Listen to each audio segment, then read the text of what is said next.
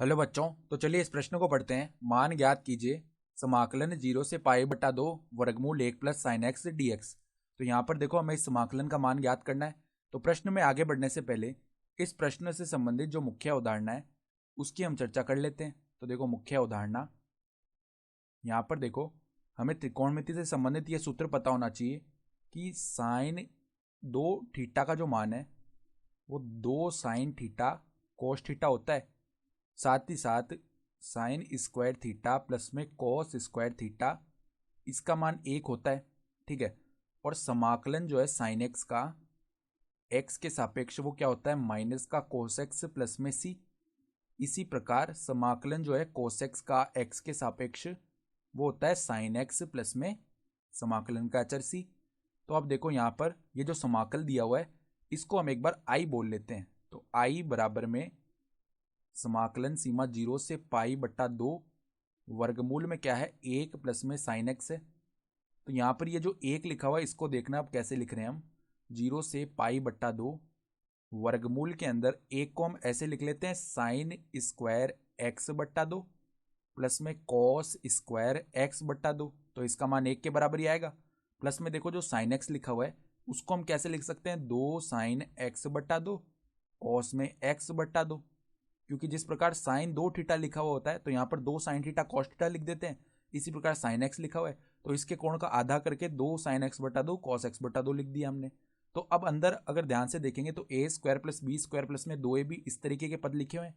तो ये क्या बन गया, साइन एक्स बटा 2 प्लस कॉस एक्स बटा 2 का ये पूर्ण वर्ग बन जाएगा। ठीक है। और वर्ग के ऊपर वर्गमूल लगा हुआ है तो यहाँ पे ये हट जाएंगे, यानी कि 0 से पाई बट्टा 2 में यहाँ पर साइन एक्स बट्टा 2, यहाँ पर देखो समाकलन का dx भी लिखना है हमें।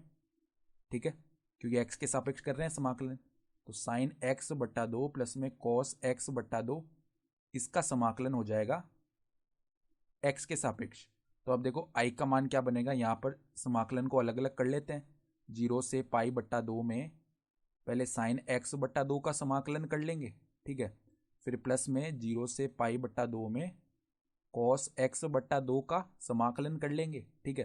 तो साइन एक्स का समाकलन माइनस का कोस एक्स आता है तो पहले माइनस का कोस एक्स बट्टा 2 लिख दिया। फिर देखो यहाँ पे अंदर एक्स के गुणांक में 1/2 है तो उससे भाग करना पड़ेगा, तो 2 जो है वो ऊपर आ जाएगा। तो यहाँ पर -2 और अब यहाँ पे सीमा भी लग जाएगी 0 से पाई बट्टा 2 में। फिर प्लस में देखो कॉस एक्स का समाकलन साइन एक्स होता है तो यहाँ पे साइन एक्स बट्टा 2 आ गया। अब देखो ये जो x के गुणांक में 1/2 है इससे ऊपर भाग होगा तो यहाँ पर 2 ऊपर गुणा हो गया और सीमा आ जाएगी 0 से पाई बट्टा 2। ठीक है। तो -2 यहाँ पर देखो, अब क्या करते हैं मान रख लेते हैं, पहले ऊपरी सीमा रखेंगे तो कॉस पाई बट्टा 4 हो गया, माइनस में कॉस 0 का मान, यहाँ पे कॉस 0 आएगा पहले। ठीक है। फिर देखो प्लस में 2 गुणा में यहाँ पे साइन पाई बट्टा 4 माइनस में साइन 0, ये बन जाएगा। ठीक है। तो देखो -2 कॉस पाई बट्टा 4 का मान 1 बट्टा वर्गमूल 2 होता है, माइनस में यहाँ पे कॉस 0 का मान 1 हो गया। फिर प्लस में देखो 2 गुणा में ये 1 बट्टा वर्गमूल 2 और यहाँ पर ये 0 होता है। ठीक है।